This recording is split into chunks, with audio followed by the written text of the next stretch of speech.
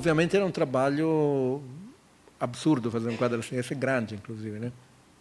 E, na verdade, o Seurat fez pouquíssimos quadros, como ele vivia de renda, tudo bem. Como o Pissarro tinha 14 filhos, 12 filhos, não dava. Então, ele fez um ou dois, depois percebeu que ia morrer de fome, e aí começou a fazer um outro tipo de puntilhismo feito de pinceladas mais longas, que é um compromisso, né? Mas dá para fazer um pouquinho mais rápido, né? Agora, aqui tem um outro elemento muito curioso, que é essa moldura aqui. Muitas reproduções cortam essa moldura absurdamente. Você está vendo que tem, né, uma moldura incorporada nos quadros, né, que faz com que, digamos, todas as cores do quadro se fundam, a certa altura, sejam refreadas, represadas, antes de chegar na moldura. Porque esses quadros tinham moldura. Esse é um outro quadro do Seurat, em que se vê justamente a La Grande Jatte no ateliê com a moldura impressionista, que é essa moldura branca, né? Vê que todos o que ele tem no ateliê é tudo moldurado em branquinho, com uma boa distância, nada de dourado, né? Mudou completamente. Tem que separar a imagem do mundo. Esse quadro, obviamente, é um exemplo ainda mais virtuosístico de fragmentação, porque são os modelos que se vestem na frente de uma, já está posando, na frente do outro quadro, né? Portanto, quadro no quadro, é aquela multiplicação que já vimos em Manet. Né? Mas começa a ter justamente essa tentativa de incorporar a moldura ao quadro, que no último quadro de Seurat se torna evidente, que é o Circo, esse de 91, o ano da morte. Seurat morreu com 32 anos, né? Então fez poucos também, morreu muito jovem. E aqui é um quadro todo baseado em amarelos, laranjas e azuis. E aqui não dá muito... Não, dá para ver melhor aqui que na tela aqui. A mistura de pontos azuis e amarelos invade a moldura, né? Portanto, digamos, de alguma maneira a moldura é incorporada no quadro. E, ao mesmo tempo, continua sendo moldura, quer dizer, é um elemento de transição, né? Entre o fora e o dentro, mas é ela que garante, digamos, o equilíbrio colorístico, o equilíbrio cromático do quadro. Então, chegamos aqui ao momento decisivo para a arte moderna. O problema é que de como estabelecer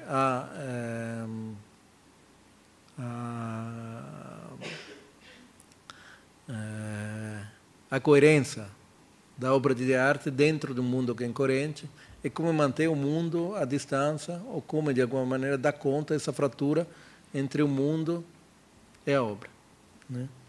Sem poder recorrer àqueles caráteres alegóricos, às molduras douradas, né? Aquilo que, de alguma maneira, continuava estranho à obra e que, portanto, fazia com que a obra fosse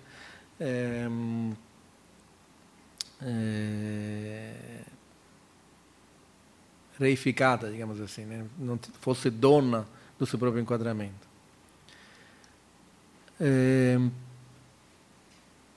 Agora eu queria mostrar um outro tipo de solução, que é aquela de tentar, de englobar, de estabelecer a continuidade do mundo através em geral, das artes aplicadas, e depois de uma certa mistura entre obra de arte no sentido estrito, das belas artes, e artes aplicadas. Essa é uma solução muito mais ligada à Art Nouveau e, talvez, na forma mais complexa, mais aprofundada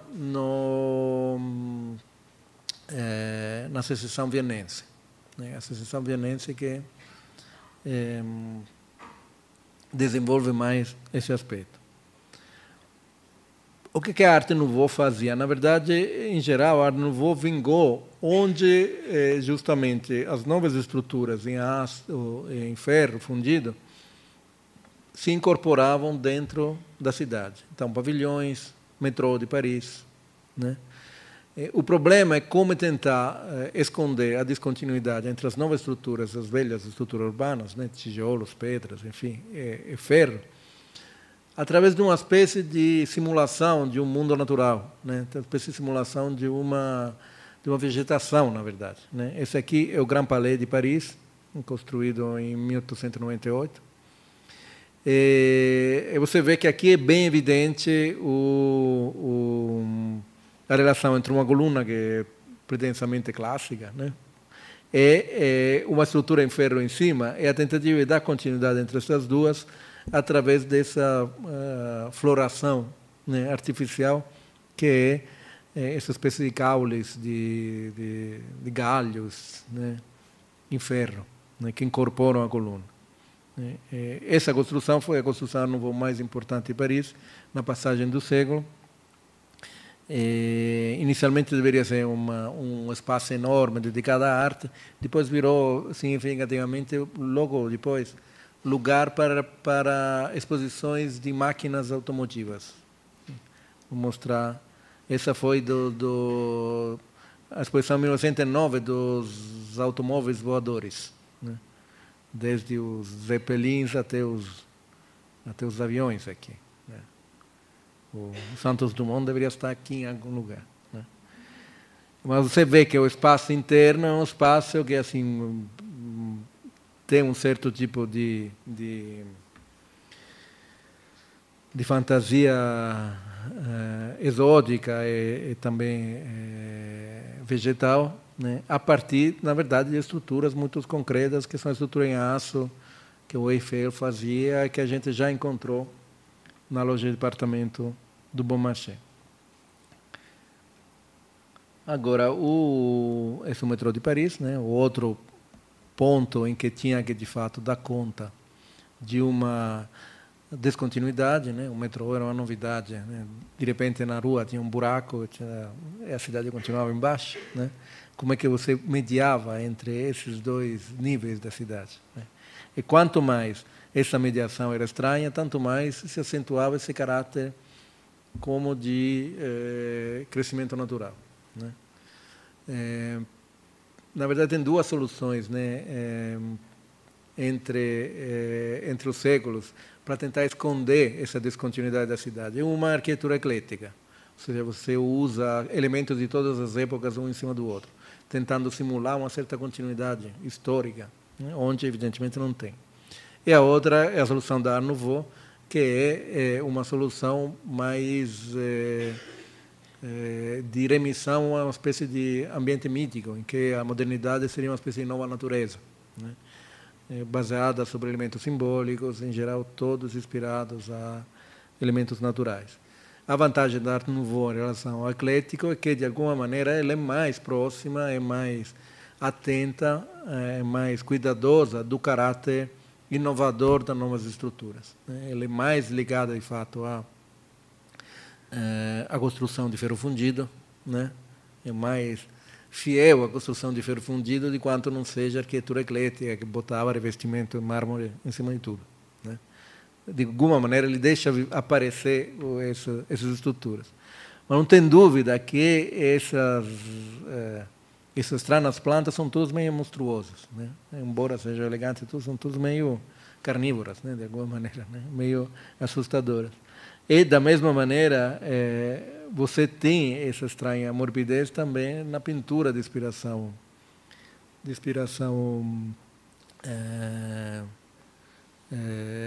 Art Nouveau, esse do Ferdinand Hodler, que é um dos mais conhecidos dessa série. Você vê que tem o mesmo tipo de descompasso entre, digamos, a musculatura e o esqueleto dessas pessoas do que você tem, de alguma maneira, entre a estrutura em ferro e as estruturas em pedra, né, nas construções. Não bate muito, né? A tentativa de criar unificação, a continuidade, é sempre um pouco forçada, né?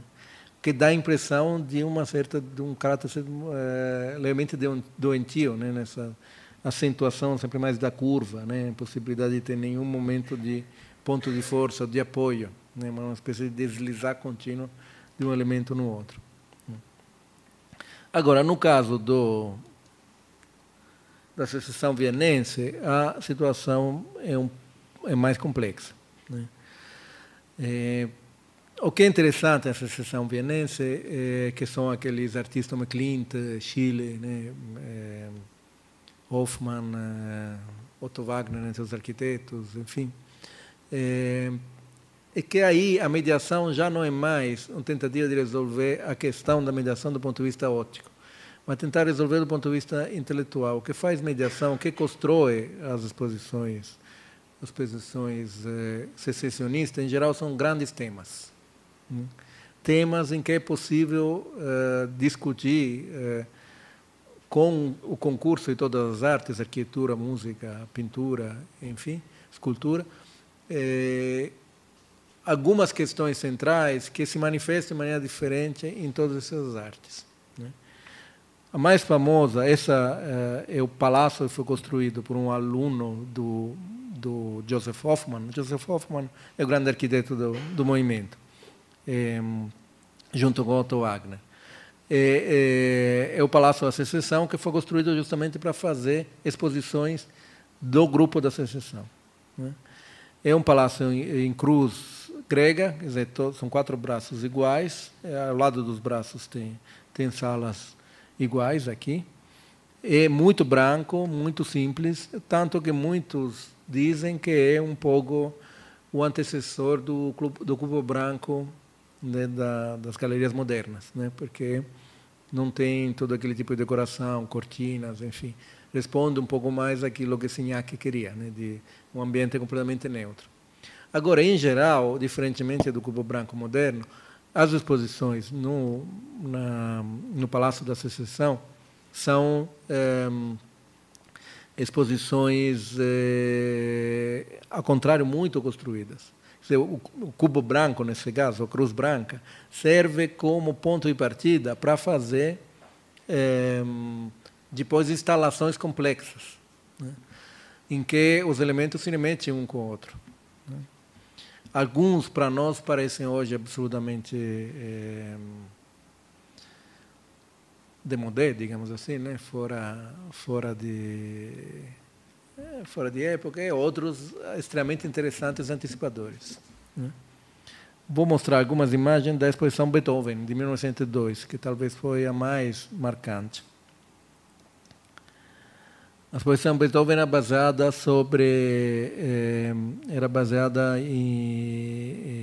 era inspirada a Beethoven. No centro havia uma estátua de Beethoven, depois vou mostrar, que hoje parece uma cafonice absurda, que é do Kingler, que é um importante gravurista, mas como escultor, de fato, um pouco excessivo. E as obras dos outros, inclusive o mobiliário, era criado para a ocasião. Mostrar esses relevos do Hoffmann são bastante interessantes, elementos decorativos, móveis de vários artistas da época, então coisas de arte aplicada. No centro da cruz estava essa espécie de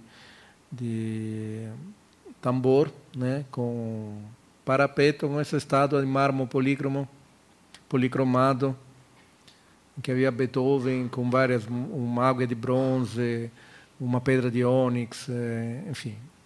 Isso, de fato, é um pouco demais, né, como objeto. Né? Mas esse era o centro desse discurso sobre Beethoven. Inclusive, teve, durante a abertura, uma apresentação do último movimento da Nona Sinfonia, transcrito para orquestra de sopro por Mahler, e Mahler regeu. Né? Então, o Mahler também participou. Por que Beethoven? Beethoven é objeto de um livro do Wagner, que existe também em português para a LPM, um ensaio, que é uma das melhores coisas que Wagner escreveu. E lá Wagner teoriza várias coisas sobre a música. Ele diz que a música é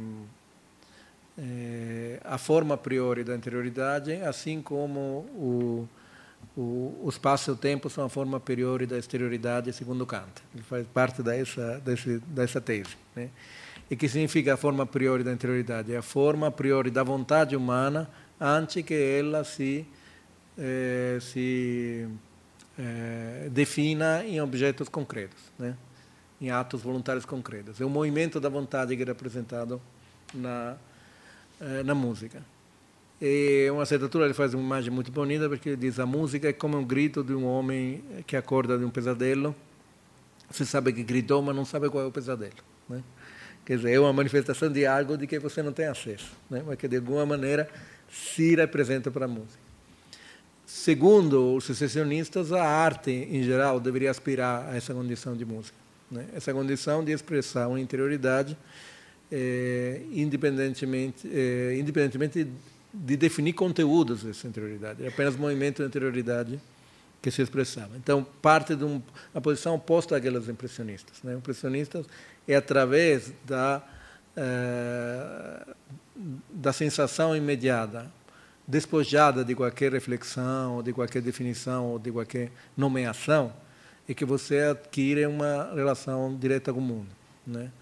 Para o secessionista, é através da expressão imediata, despojada de qualquer conteúdo e sua anterioridade, que você adquire, de fato, um sentido da arte no mundo. Então, o problema é que a arte figurativa, eles não são abstratos, obviamente, a arte figurativa só se expressa através de conteúdos externos, né? Então, só se expressa indiretamente, né, esse movimento da vontade na arte, diferentemente da música. Como é que faz para representar, então, esse movimento? Justamente mostrando a inadequação da representação do objeto exterior, esvaziando o objeto exterior, né, para que dele transpareça o movimento interior que o produziu, para que ele se manifeste não como um objeto real, né, mas como expressão de um sentimento interior. As soluções são mais variadas. Joseph Hoffmann é mais surpreendente porque ele mostra esses contrarrelevos.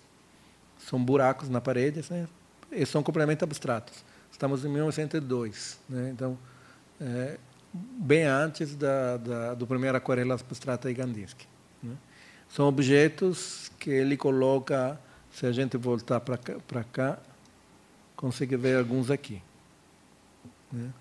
São apenas volumes, mas o problema do Hoffmann é que eles não chegam a estabelecer uma distinção clara entre arte autônoma e arte decorativa. Ainda tem um aspecto um pouco de arte decorativa, né? Que são colocados em lugares em que parecem ornamentações. Mas a solução mais surpreendente é a sala do Klimt. Klimt faz uma sala que faz um friso que se chama Beethoven, que é um friso que parece inacabado, quer dizer, tem o reboco e a pintura entra e sai do reboco continuamente. Vou mostrar alguns detalhes.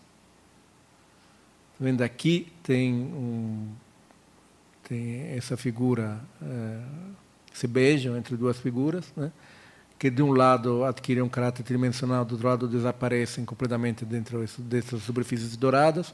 Aí a figura se interrompe, tem um branco, depois reaparece, depois se interrompe de novo.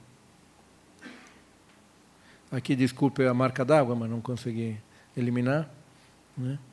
E você vê como é a passagem do nada para a imagem, depois voltar para o nada, é gradual, né? Então, é como se a imagem aparecesse e desaparecesse continuamente, né? Dessa maneira, de fato, dá essa sensação de descontinuidade que remete a um sentido que vai além da aparência óptica imediata. A pretensão da arte da secessão é sempre ser mais do que uma simples objeto óptico. É sempre um objeto óptico que remete a algo que está para além dela. O problema desse tipo de construções que o secessionismo faz é que, no fundo, são arranjos também, né? Vai montando os objetos, né, combinando um com outros, né? Depois que acaba a exposição, divide os objetos, né? Cada um vira uma obra de arte autônoma, né?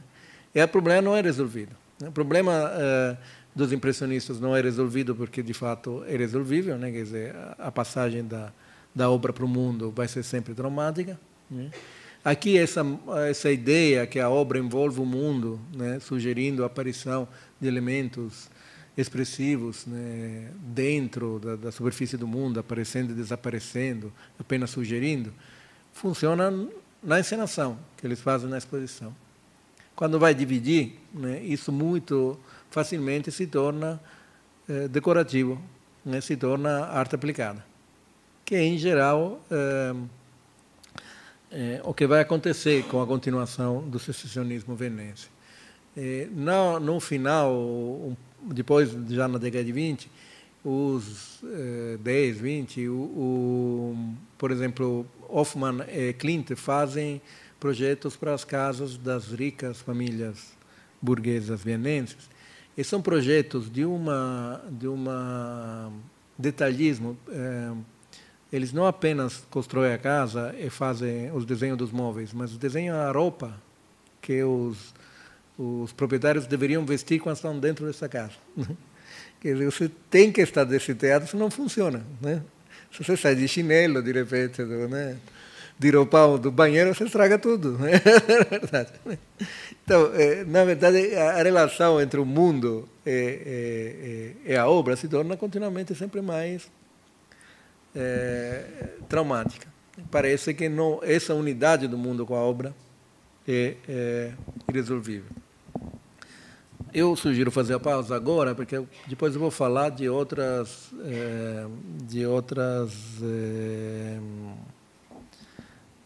aspectos que têm mais a ver com a vanguarda do começo do século XX, cubismo, dadaísmo, etc. Então vamos interromper, recomeçar 9h30, é isso? Não, quando é? 10 minutos? Pode ser? 9h10, 9h20. Tá bom?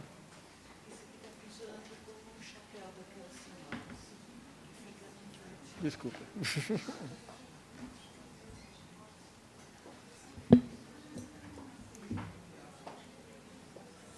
Tudo bom?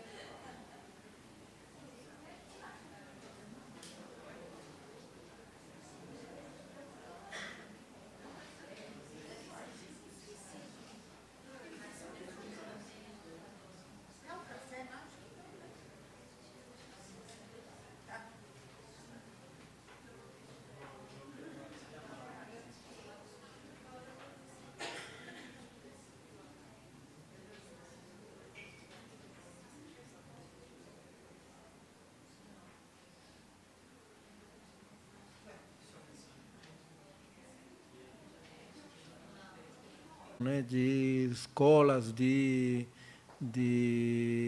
arte e de objetos e de arquitetura, que foi fundamental para a arquitetura e para a arte moderna, e que teve esse desdobramento num grupo que se chama Secessão, porque ele se separava do salão da Academia de Belas Artes da Academia de Viena e criou esse seu ambiente próprio, que é esse prédio onde, por alguns anos, eles apresentaram essas exposições junto com exposição de objetos de uso. Eles tinham um grupo que se chamava Werke, não lembro, mas enfim, ele tinha uma fábrica mesmo de produção de objetos de alto nível, de alta sofisticação. Enfim, então tem sempre essa ideia, de um lado, de uma tendência a uma representação mítica, atemporal, muito inspirada, inclusive, na arte bizantina, né, na arte oriental, enfim. E, do outro lado, uma aplicação disso a tecidos, objetos, prataria, objetos de uso, né, uma espécie de criação de uma vida mais sofisticada, artificial. É a Viena da grande literatura do fim de século, né? Musil, Roth, né? A Viena do Freud, né? Enfim, é um período bom, né? A Viena do Mahler, né? do Schoenberg, né? E ao mesmo tempo a Viena, que está próxima a desabar, porque em 18 ela vira capital de um país do tamanho do Piauí, né, praticamente, né? De império enorme que chegava até a Turquia. Em poucos anos essa Viena de extrema sofisticação desaparece. Bom, mas voltando então a nós, eu queria examinar um outro espaço. Já vimos os espaços que vão ser as galerias, né, os salões independentes, espaços que são criados propositalmente para o grupo de artistas para apresentar suas obras, como o caso da Associação Vienense. Agora, tem um outro espaço que começa a ter uma importância enorme no final do século XIX e no começo do XX, que é o ateliê. O ateliê começa a ser o lugar onde muitas coisas acontecem, sem precisar que elas sejam apresentadas ao público propriamente. Para ter uma ideia, Les Demoiselles d'Avignon, do Picasso, só foram apresentadas ao público na década de 20, quer dizer, depois do cubismo, né? Todos os cubistas só viram a Demoiselle d'Avignon no ateliê do Picasso. É no ateliê que, por exemplo, o Matisse e o Derain tinham suas coleções de máscaras africanas. Começa a ter essa ideia de uma estética de ateliê, de objetos que são objetos curiosos, interessantes, belos, independentemente de tudo, mas que são objetos feitos para ser manuseados, para estar à mão, né? A máscara não está posta lá no lugar que é separado, que é exposto à mera contemplação. É um objeto que você trabalha, monta, remonta. A ideia do collage, por exemplo, é dada muito do fato daquilo que você tem à mão no ateliê, né? O objeto é como você compra o Marché aux Puces, né? O mercado das pulgas franceses começa o seu período heróico, né? Que todos os objetos são encontrados lá. Surrealistas, né, descrevem as visitas desses mercados, né? E alguns ateliês se tornam um tema da arte, alguns ateliês se tornam um modelo, né, de uma vida artística, né? Eu juntei aqui algumas imagens de ateliês famosos, né, para chamar a atenção de como esse tema se torna importante. Esse é o famoso ateliê vermelho do Matisse, que é de 1911. É um quadro que parece enorme, na verdade é um quadro pequeno. Foi sempre uma surpresa quando você vê lá, porque é um quadro que tem um fôlego, né, para preencher um prédio, mas é um quadro mínimo, na verdade, né? Esse do Carrà se chama Musa Metafísica. Os quadros metafísicos são muitas vezes uma espécie de reprodução de um arranjo de ateliê de coisas empilhadas, objetos estranhos, um mapa, uma coisa geométrica, manequins, quadros, estátuas, ao lado de uma mesa, né? As fotos que o Brancusi tirava no seu ateliê, o Brancusi tinha ele fazia suas próprias bases, né? Como acho que a maioria de vocês já sabe. Então essas bases são construídas por ele, né, para colocar essa escultura. Ele fazia arranjos, que ele montava as esculturas em várias disposições e depois fotografava, né? E, portanto, essas fotografias são uma espécie de narrativa que ele constrói a partir da posição, da relação que ele cria entre as esculturas. Esse arranjo do ateliê, a ligação das esculturas do Brancusi com o ateliê são tão importantes que ele doou o ateliê, né? O ateliê está hoje reconstruído, o ateliê, não lembro a que instituição, agora está reconstituído no Centro Pompidou, né? Na frente do Centro Pompidou, tem o ateliê reconstituído do Brancusi, infelizmente com paredes de vidro para você não poder entrar, que faz com que pareça um pouco a gaiola do gorila no zoológico, né? Porque que parecem todos esses objetos do outro lado, você espera que entre o bicho, né? Na verdade. Enfim, estraga um pouco, mas, na verdade, a disposição dentro do ateliê é de extrema importância.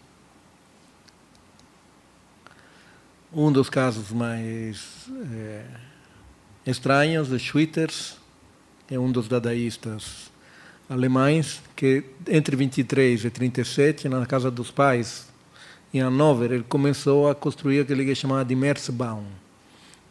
A construção, Merce, era uma palavra que ele tinha inventado e que indicava qualquer obra que ele produzisse, desde poemas até objetos, colagens, performance, enfim. Merce é a segunda sílaba da palavra commerce, né? Tem a ver com comércio, com troca, é um objeto que é feito para ser trocado. Ele constrói essa casa feita de Merce, são 6 cômodos pelo menos, entre 23 e 37. Não sei quantos pais ficaram felizes, enfim. E tem coisas recolhidas na rua ou em vários lugares, objetos, com que ele vai montando, aos poucos vai invadindo a casa, né? E vai montando essa construção. Obviamente era uma obra infinita, né? Não era para ser acabada, só acaba em 37 por causa do nazismo, ele tem que fugir. É considerado artista degenerado. A casa é destruída, hoje restam essas fotos, né?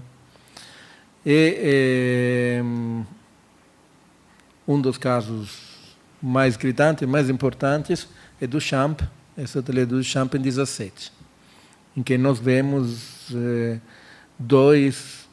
pelo menos dois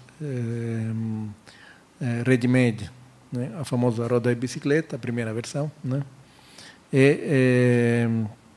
Esse aqui é aquele negócio, como se chama, para pendurar chapéu, cabideiro, grudado, né, pregado no chão, né? Que é já um ready-made modificado. Os dois são ready-made modificados, na verdade. Também a roda de bicicleta não está nessa posição normalmente, né? No caso do Duchamp, aí que eu vou me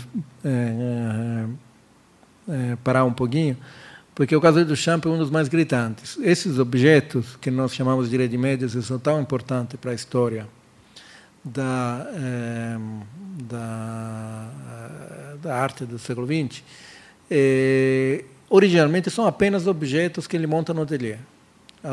São geringonças, que ele diz que são geringonças agradáveis, né? Traduzindo livremente do francês, e que têm apenas a função de estimular ideias.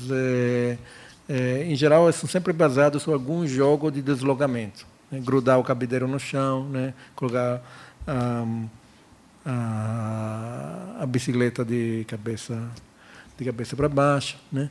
Tem apenas essa função de estranhamento e de objetos curiosos, interessantes, que ficam no ateliê, né? Que tem função são objetos que são dedicados ao petit comité, daqueles que frequentam o ateliê, que trocam ideias, né?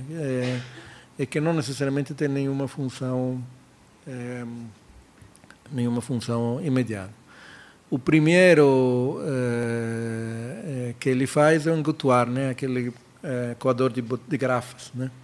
Mas que, na verdade, ele deixa no ateliê quando vai para os Estados Unidos. Depois ele pede para a irmã mandar, escrevendo uma frase dentro do engotuar. Essa frase ele diz que não lembra mais que frase era, é que o engotuar se perdeu, né? O coador se perdeu. Então, o que a gente conhece são reconstituições posteriores, né? Então, são objetos que geralmente são mais uma botada, né? Outros dois, que não sabemos quais, ficaram pendurados no cabideiro de uma exposição dele. São mais botados que operações artísticas no sentido forte, no começo. A coisa muda de função com o famoso urinol que ele apresentou num salão nos Estados Unidos.